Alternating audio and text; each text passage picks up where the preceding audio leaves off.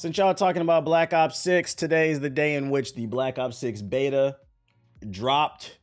I wanted to open up the stream by talking about a Call of Duty killer. A Call of Duty killer.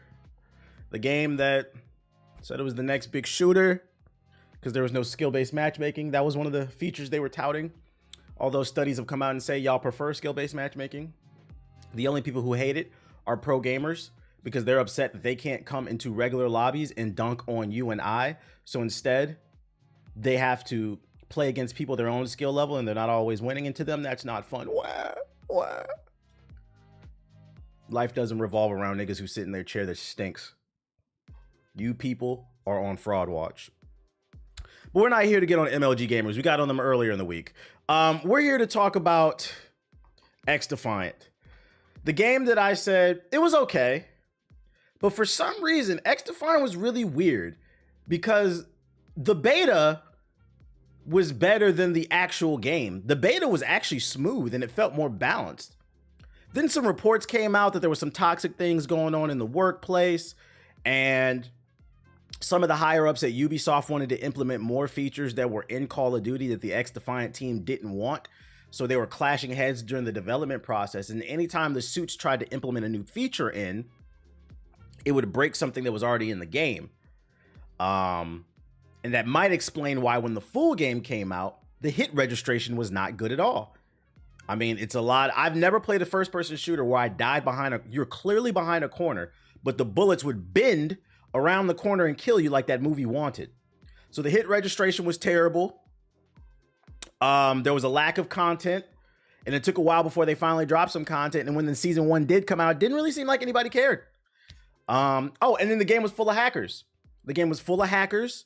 And the fourth and final strike for XDefiant, in my opinion, is not only was the game full of hackers, XDefiant might be the first video game I've ever played where it was running rampant with gaslighters in the community. One thing I'll give about Call of Duty niggas, at least they know their community ain't shit. They know it's toxic. They know it's full of Zen and Titan users, and they know it's full of wall hackers. They know. And they do their best to try to bitch and complain to the developers to fix it, but seems like Activision doesn't really care that much. So at least they're self-aware to some degree. But the XDefiant community, the week the game came out, I was seeing clips all over Twitter of people dealing with hackers. Then I ran into some myself on stream. We got the clips. Niggas glitching out the wall. Niggas getting infinite headshots. I remember there was one match we were in. We weren't even in the match for 30 seconds. This dude had like 20 headshots. Like, they don't even try to hide that they're fucking cheating, bro. We had the clips. I showed it in my video. Go read the comments. Niggas in the comments, man, that's your problem. I ain't seen none of that. Fake. We're living in a really weird time where you show evidence of something and motherfuckers act like Stevie Wonder. So this game had 4 strikes going against it, and I said, if they don't clean this up real soon, because there's a juggernaut coming called Black Ops 6, this shit is dead. Got called a hater. Ladies and gentlemen, we have an article that came out yesterday from Insider Gaming that the owner, Tom Henderson, wrote. He's the owner. I've seen him on Twitter. Exclusive. XDefiant. Oh, by the way, before we even get into it too, I forgot to add this. What was it, like 2 weeks ago on stream? I brought up that the numbers were dwindling on Xbox, the Xbox version of XDefiant. In the top 55 games on Xbox played, XDefiant was like number 53. We couldn't find the PlayStation numbers, but it was barely in the top 55 games played online. So I was like, oh, this game's dying already. So it's safe to assume the numbers are probably similar on PlayStation. But anyways, exclusive. XDefiant is on borrowed time as player numbers decline rapidly. People swear I'm talking shit. Now it's time to get out your feelings, because numbers don't lie, ladies and gentlemen. Sometimes they do with context, but for the most part, they don't. According to several sources at Ubisoft, they've got moles.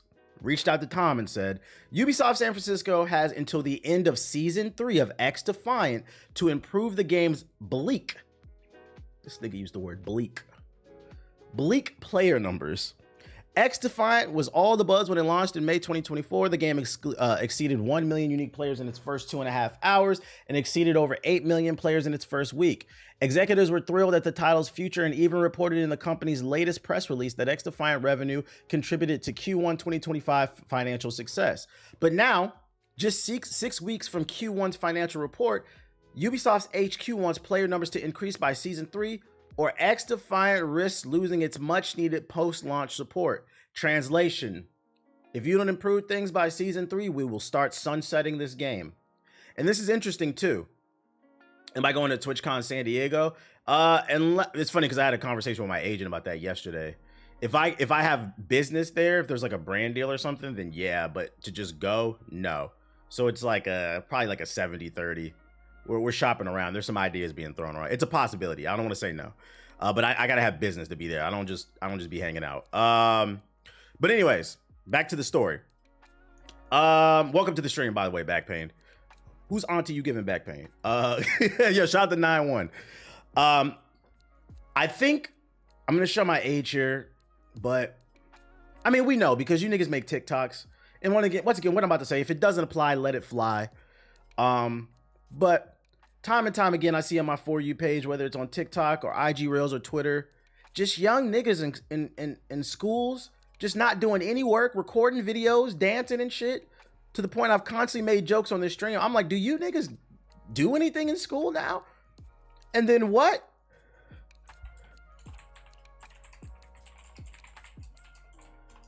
Reports claim the average reading level in the United States is 8th grade, which kind of backs up my suspicion that motherfuckers is not learning anything in school these days. I say that to say this. Because you niggas is barely reading anymore, and the ones who can read, you can barely read, makes me wonder, did some of y'all not read the book, The Tortoise and the Hare? Don't worry, I got you. It's a very simple book, but it had a great life lesson in it. One that I always reference on this stream because it was real. The moral of the story is slow and steady wins the race. Just because you had a great start does not mean you're gonna have a great finish. This game came out, broke all types of records. People were like, this is the next big thing. And I said, this game's free. Where my Costco members at? You ever been to Costco?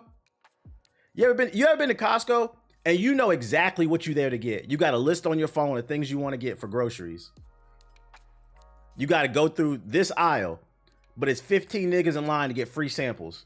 Get your fat ass out of my way. Tortas everywhere. BBWs. Old people. Yeah, we trying to efficiently shop. They in the way. Why? Because there's free samples. If it's free, niggas gonna say, get me. So just because something does great numbers at the beginning doesn't mean anything if the context is it was free. What are we talking about here? The real test is 3 to 6 months after something launches for free. Are people buying anything? Is it sustaining the player base? Freaking, Tortoise and PVWs. So you have to always keep that in mind. Just because you start fast doesn't mean you're going to end fast. Pace yourself. How many times you ever been on a treadmill or you've been outside for a run? Halfway through your 3-mile run, you was like, damn, I should have paced myself. You should end the race fast. You shouldn't start it fast. Control your breathing. Anyways, let's keep reading. Eternally, optimism for the game has shifted. Niggas is now feeling good about this one. Primarily due to the game's continuously declining player base and a lack of spending. And let's get something straight. I don't like to see people lose their jobs. I don't like to see people lose. I want to see more good games. I think what I've realized over the years, I'm just laughing because I was right. What I've realized over the years is because I'm so unemotional with a lot of things, I approach things from a very objective standpoint. And even if I am biased, I'll usually admit it. Like I say I'm biased about Mass Effect, but for the most part, I'm usually not biased about anything. I fail to realize most people, I would say 90% of the world's population approaches a conversation from a very emotional standpoint. And this has nothing to do with video games. We can apply this to video games, movies, politics, religion. I feel. The people love to talk about what they feel and versus what it actually is. And I'll present some data to people and they dismiss it because they feel something else. And then you wonder why the bitches ain't feeling you. Be a leader. Anyways, one source told me that the game has been struggling to obtain. One source told me that the game has been struggling to obtain 20,000 concurrent players across all platforms, whereas another said they, Ubisoft, would probably be happy with that number, suggesting that it's now much lower. The declining numbers have created tension and anxiety within the team, with sources who spoke to me believing that more layoffs are only a matter of time. You have to understand, when I critique things, it's coming from a place of love. When I critique things, it's because I want to see things do better. I've never said this game was trash. I don't understand why some people are so resistant to better. This is why 2K fucking sucks every year. People be scared for change. It's okay to criticize things as long as it's constructive. You niggas listen to Michael Jackson's Man in the Mirror and don't understand the song. Niggas be singing, I'm starting with the man in the mirror. I'm asking him to change his ways. You're just singing. And it goes back to what? The average reading level is 8th grade. You're singing those lyrics. You're reading those lyrics on Spotify and Apple. And you're reading it, but are you understanding it? This shit is getting weird. Let's keep reading. Which, by the way, 20,000 concurrent players. That's across Xbox, PlayStation, and PC. This is a free game. This game came out like, what, a month and a half, 2 months ago? It came out, what, like July or something? It's been out for like 2 months. No, a month, something like that. It hasn't been that long. It has not been that long. Anyways, it's not like Ubisoft San Francisco isn't already feeling the pressure either. Earlier this month, Ubisoft cut off 45 jobs in San Francisco. We just read about that in its North Carolina offices. With around, well, yeah, anything's better than Concord. While actively working on XDefiant, and even more at the studio losing their jobs due to Rocksmith Plus scaling down. Frustrations with the studio are aimed at the leadership, who refuse to take responsibilities for the project's shortcoming, which could have been avoided with a better studio culture. In late March 2024, I reported on the studio's toxic work culture, and despite an internal investigation that concluded last month, I was told that the issues have been swept under the rug. Of course they've been swept under the rug. It was an internal investigation. If there are problems in the workplace, you can't investigate yourself.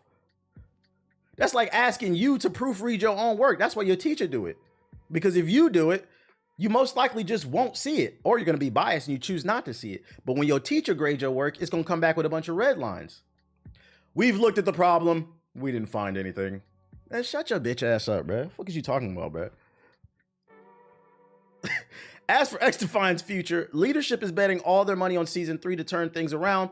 But with Call of Duty Black Ops 6 set to release between Season 2 and 3, those I spoke to are feeling pessimistic about the game's future. One source even went as far as to say, expect more Ubisoft San Francisco layoff headlines within 6 months. You heard it here first, ladies and gentlemen. In 6 months, expect more Ubisoft San Francisco layoff headlines. I'm not going to go as far as to say the game is 100% dead.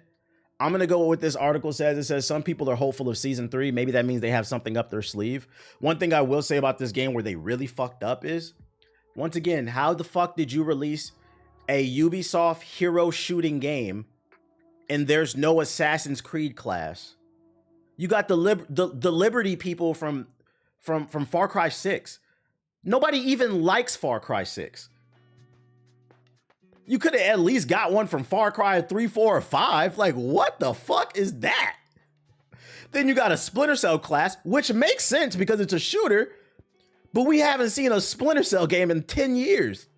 But there's no Assassin's Creed class? There's no Templars class? Like, what are we talking about here? There were so many missteps with this game. So I'm not going to say 100% it's dead, but it's definitely on its deathbed. I think for season 3, if they don't make a big splash with some type of crazy content, because one reason why I'm not going to be like, oh, this shit is 100% dead and I end up eating my words is, let's not forget Destiny was on its way out the door too. Destiny was on its way out the door, and then they dropped that Taken King DLC, and whew, they was out of here. So it is possible to turn the ship around. That being said, context does matter too. When the Taken King came out, there was really not as much live service competition. Nowadays, there's way more competition in the live service space. You got your Destiny 2s. You got staples like Destiny 2 and Fortnite, which don't seem to be going anywhere. And then you have your lesser bottom tier games that broke niggas love to play that are absolutely horrible, but you still will gas it. The First Disappointment, aka the First Descendant. XDefiant is probably somewhere between those two. Yeah, you got your World of Warcraft. You got games like that people will pay for, or Final Fantasy 14. Despite what some of y'all say, you niggas love live service games. So I'm not going to totally write this off. I'm going to be 100% objective and be fair. The First Depressant, Diablo, I'm going to be 100% fair. But it seems like the developers say season 3 is going to make or break. They have to make a splash to turn if season 3 comes out and nobody's talking about it, they're out of here. They're out of here. Dead by Daylight, yeah, they're out of here. And I'm gonna be honest, if I had to make a bet right now based off the current vibe, I feel like they're out of here, but I'm not gonna give a 100%.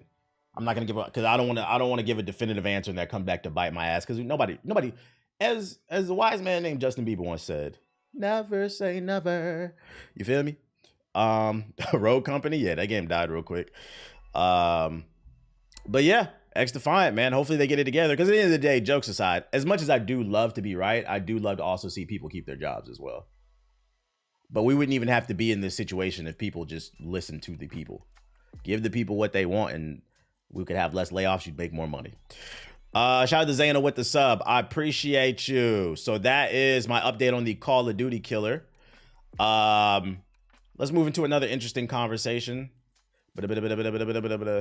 I ain't gonna lie, like free looter shooters, I like free looter shooters, yeah, because the shit's free. You seen the Visions of Mono news? Yeah, I did. I don't know if I saved the article, but I did see that one. Apparently, I think Square plans to shut the studio down after it released. Good games, but people don't buy them like that. That's why I think the Nintendo Direct, what up, Chaos? The Nintendo Direct was so disappointing because there was a lot of games that look like that. Very niche games that I don't think a lot of people are gonna buy. And they announced the shutting down of the studio the day the game came out. That's fucking depressing. Oh man, we finally released. Oh, by the way, you're losing your jobs. Like, what the fuck? Another article that caught my eye. Baldur's Gate 3 developers explain why video games should cost more. Ooh, this one's gonna cause a lot of drama. Should video games cost more than they currently do? A senior Baldur's Gate 3 developer thinks so. According to developers, almost all games cost less these days than they should. He believes Rockstar's games, upcoming GTA 6, will change how games are priced when it launches. I hate that he's right about this too. Like, I feel like if 2K came out and, well, no, 2K doesn't count because I'm trying to think. Any other game came out and they're like, we're moving to all our games are going to be $100. They probably would get a lot of pushback. But if there's one game that can spike the price on a game, I do think it's GTA 6. I do think it's powerful enough. I think it has a chokehold enough on the culture that they could come out and they say, hey, the base game is going to be 100. We're going to have a gold edition for 150. And we're going to have an Ultra Super Saiyan Deluxe edition for 200. And we're going to have an Ultra Instinct version that comes with a statue for 300. I would not be surprised. Especially because the CEO's been releasing statements talking about the price of games shouldn't go up. Let's get some straight. Do I want this? No. But I am saying, just because I don't trust in what I'm about to say, if it don't apply, let it fly. Because I don't trust the average consumer, I do think if there's one game that's going to break through, it's going to be that one. And then what's going to happen is it's going to be a domino effect. Other studios are going to look at that. Well, man, our game should be $100 too. Next thing you know, you got Concord 2 charging $150. According to developers of Baldur's Gate 3, almost all games cost less these days than they should. He believes Rockstar's games with GTA 6 will change how games are priced. This perspective comes from Michael Douse, known as this dude on Twitter, who serves as the director of publishing at Larian Studios. Larian Studios are the ones who published Baldur's Gate 3. The conversation began in a Twitter thread where Douse argued that games should charge customers more at a base level due to the rising development costs. He added that video games should be priced accordingly to their quality, the breadth, and the depth, and that squeezing every game into certain price brackets doesn't make sense. This is such a tough conversation because I understand where he's coming from. Game development, it does cost a lot, but then on the flip side, it's like, who told y'all that every game needs to be a $500 million budget game? Scale back, make more 10-hour games. Why does everything need to be a 100-hour adventure with an expansive world, amazing storyline, branching dialogue trees, and online gameplay? Plus it's live service where there's content. That's what I would ask the student. Who told you that that needed to be a thing? If your game is like that and it's good, i.e. Baldur's Gate 3, that's the only reason I'm entertaining this question. Baldur's Gate 3. I think Baldur's Gate 3 could have got away with 100. Grand Theft Auto. What was recent? Elden Ring. Elden Ring could have probably got away with it. If you are a game that is adding value to people's lives, undeniable value, you probably can get away with it.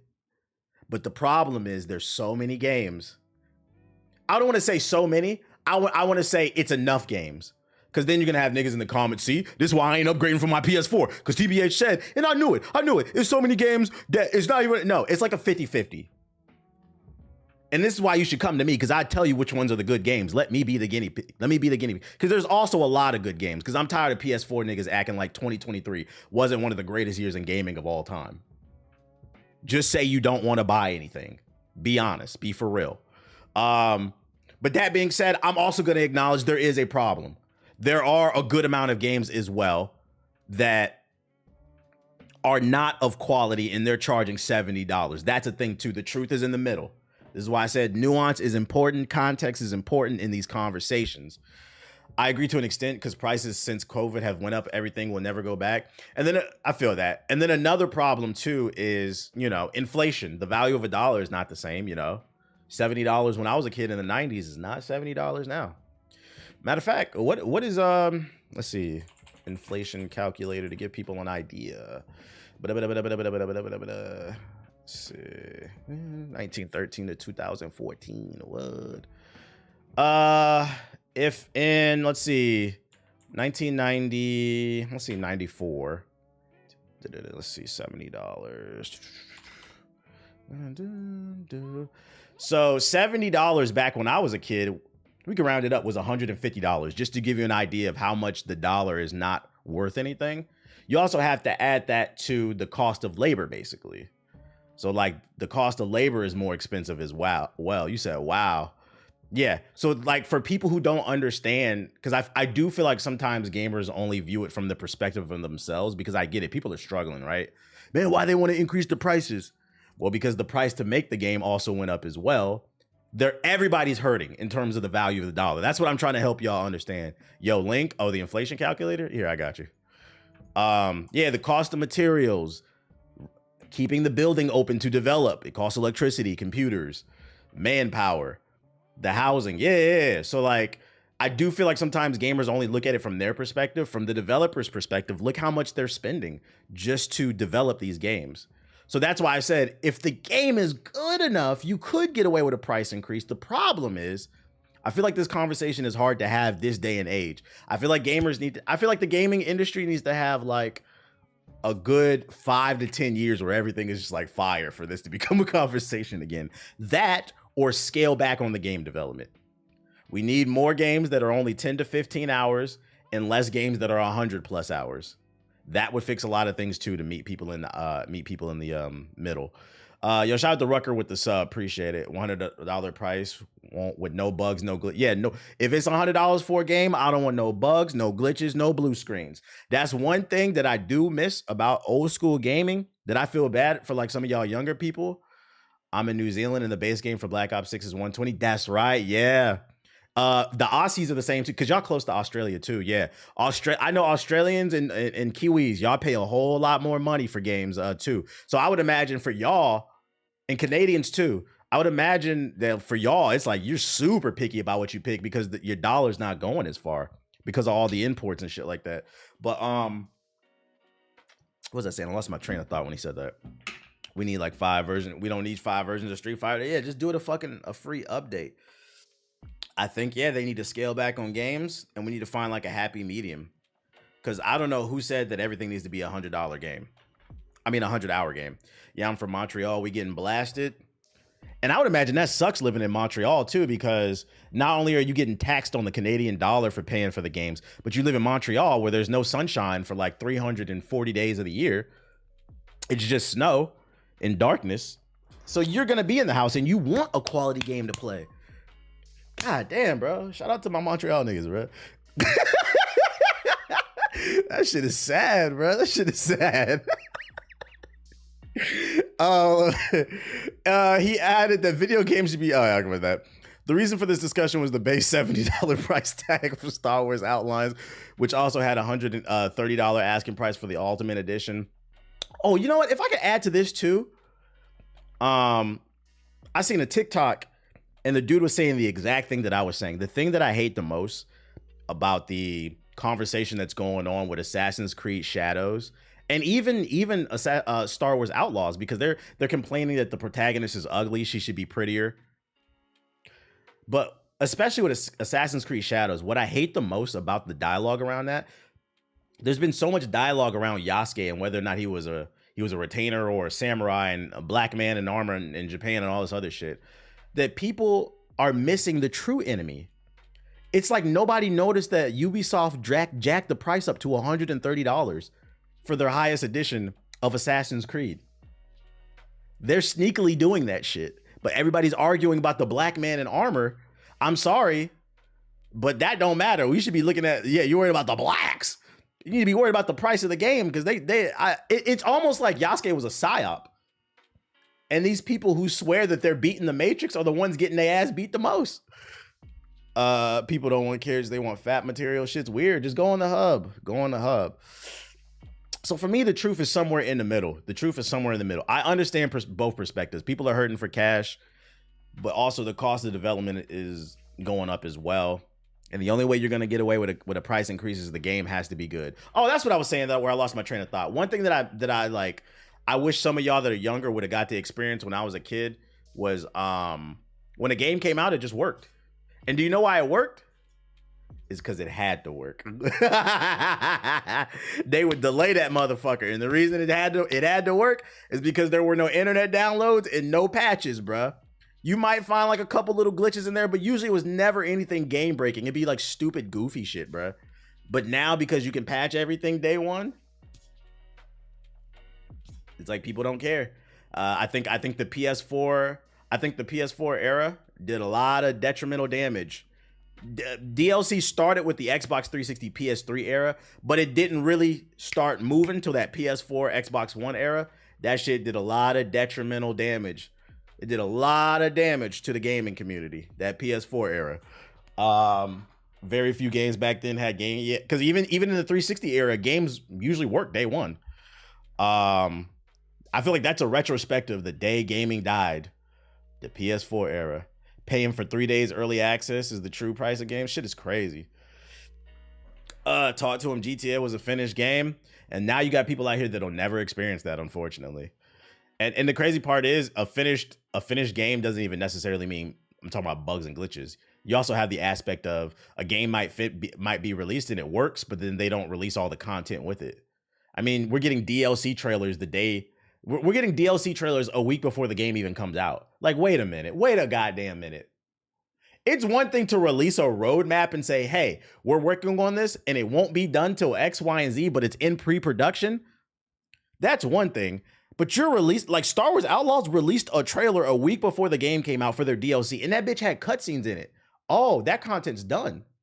Oh, now you look kind of funny. Like that shit was done. That's what I mean also too when I say games were released done. Like, you guys are cutting content to charge us X's. We don't like that shit. We don't like that shit. That now you got to wait for the game to install on the damn disc. The shit is weird. But I will say, don't be surprised if this conversation keeps popping up. I think the only reason he's not getting flamed is because this is coming from a Baldur's Gate developer, which they made a great game. Like I said, if there's one game I do think could have probably got away with it, is the game that won Game of the Year. But a lot of these games, I'm not paying $100 for the first disappointment. I'm not even paying with my free time, aka free. What's the name? Niggas didn't want to pay $40 for Concord. Damn for sure not paying $100. Like, what are we talking about? Next article I got for you. Let's move on to something a little more positive. This is interesting. Penguin game set in the Batman universe. It's claimed. The Batman, which, you know, the movie that recently came out, was like a year or two ago, the Fire one? I think it was 2022. According to a report via Puck, WB could be working on a new game based on the Penguin that was set in Matt Reeves' the popular The Batman universe. The report claims that various WB divisions are beginning to collaborate more closely on properties like the upcoming Penguin HBO show and game, both seated in the 2022 The Batman movie.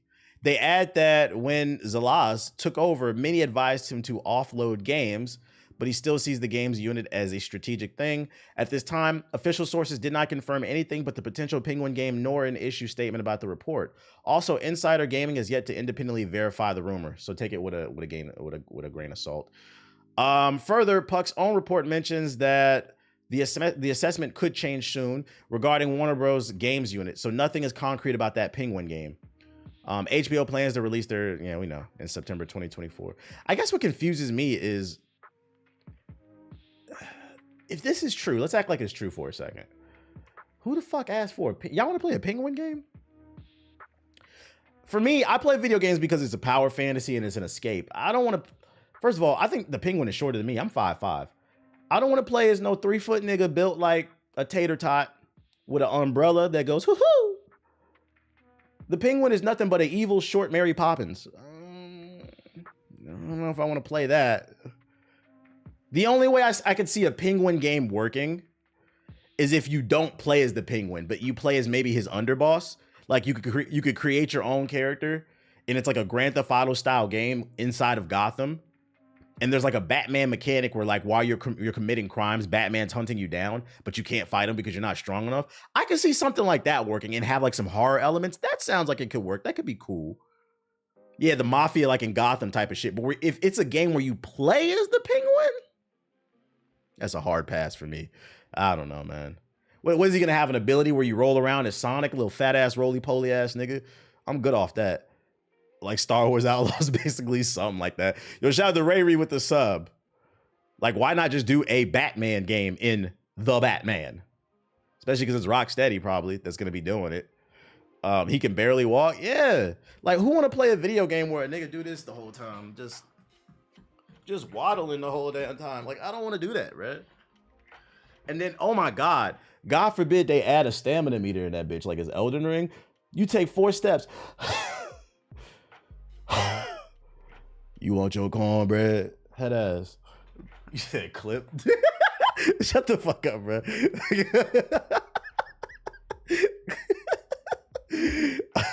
But take it with a grain of salt, because this is just rumors. He doesn't have any source to verify, like just some stuff that's murmuring around on the inside. But we will keep our eye on this story. Just remember where you heard it here first. Don't be surprised if it does come into fruition. Your mini games are escaping fight. Oh man. You said this has been debunked? Let me see. Oh no, say it ain't so. Oh, this just came out today. This just came out this morning. I missed this.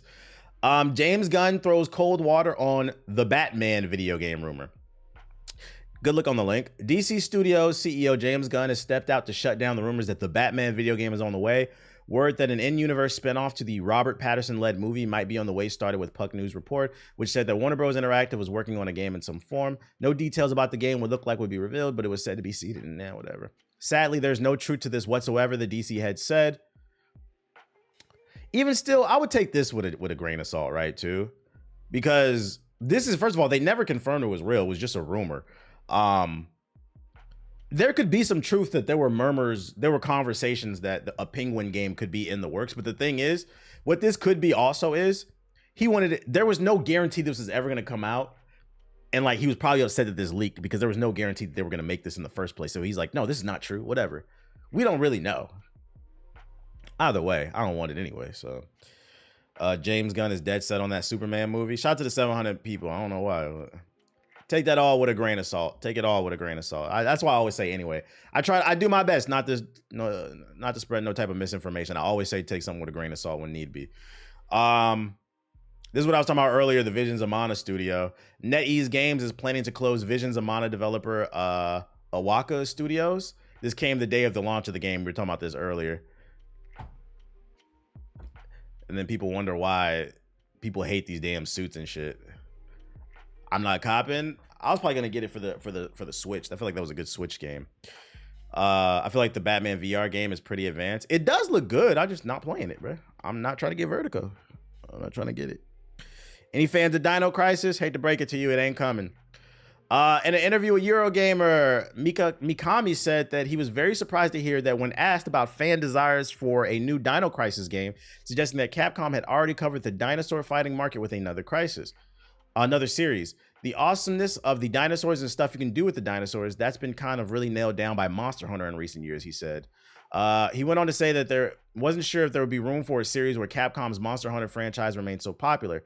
So even if I were to decide to make a remake or a new version of Dino Crisis, I don't really feel there's a whole lot of space of that kind of game right now, just since Monster Hunter has become such a big game. But yeah, it is surprising. This man said, y'all like my games? What the fuck? My thing is like Dino Crisis was nothing like Monster Hunter. The only like thing that they have in common is they have like dinosaur type creatures, but it's completely different games. So if there's desire for it, you should maybe consider it. I've heard this before. People say, I've probably seen it in my chat. When they gonna make a new Dinosaur Crisis game? I don't know why he said that, because Monster Hunter isn't a survival. That's what I'm saying. Like, it's a completely different game. The only thing they have in common is big ass lizards. But and other than that, like it's its own thing. To me, this feels more like he just wanted to promote Monster Hunter. Come on, guys, we got a new Monster Hunter come out. That's pretty funny, guys. Dino Crisis 90s. Oh, that was a good time. But Monster Hunter Wilds. Have you guys seen it? Which, by the way, I uploaded a video to Hokage highlights about Monster Hunter Wilds. But didn't you have guns in Dino Crisis? You did. And other good news. And also we got the data, because I think the internet needs to come up with a new argument. I'm going to go ahead and give you guys a better argument so you guys can get better at debating, because the argument for a lot of people has been, we're tired of live service games. I hate to break it to you. I don't think y'all are tired of live service games. We got the numbers. The top 5 games every month on Xbox and PlayStation are live service games. Grand Theft Auto, Madden, 2K, Roblox, Fortnite, Call of Duty. And on PC, we got another live service game that y'all seem to like. A live service game that's not even out right now. It's in alpha. Valve shooter Deadlock has reached 100,000 concur. Oh, and even XDefiant, even though XDefiant is not doing good right now, it did break a lot of records. Y'all love that free shit. Deadlock is not even out. It's in alpha. You got to get an invite to this shit. And it has 100,000 concurrent players. This is their new MOBA shooter. It's in live. It's a live service game. So I'm going to go ahead and help you guys change the argument, because the internet, from what I see, swears they're tired of live service games when you're not. I think what you're actually tired of is incomplete games, and you're tired of uncreative games. But if it's creative, you'll give it a chance, even if it is live service. Because one thing that Deadlock is doing different is how it approaches the MOBA hero shooter genre. But then again, I don't know. Actually, you know what? I'm going to change my argument. I'm just going to say, I don't think you niggas know what you want. It has nothing to do with creativity and live service. And the reason why, because I just had this epiphany. I was ready to defend y'all, but I'm not even going to defend y'all. I don't think y'all know what y'all want. And the reason being is the first depressant. Because my argument just was, it's not live service games. You guys like a lack of creativity. But then a lot of y'all like the first Descendant, which is just Diet Warframe, another live service game. It's Diet Warframe.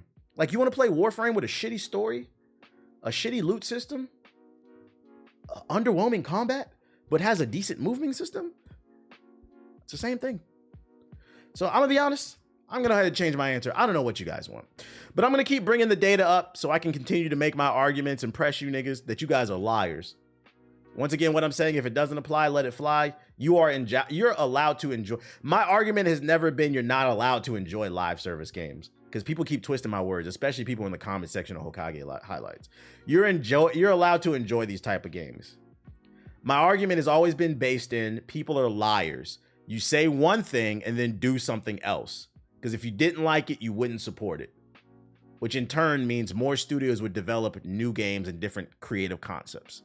But here we have the data. And this game is not even fully out. You have to get an invite to it, and people are foaming at the mouth like zombies to get in, knocking. Let me in, let me in. I bet you better not let you catch you having fun.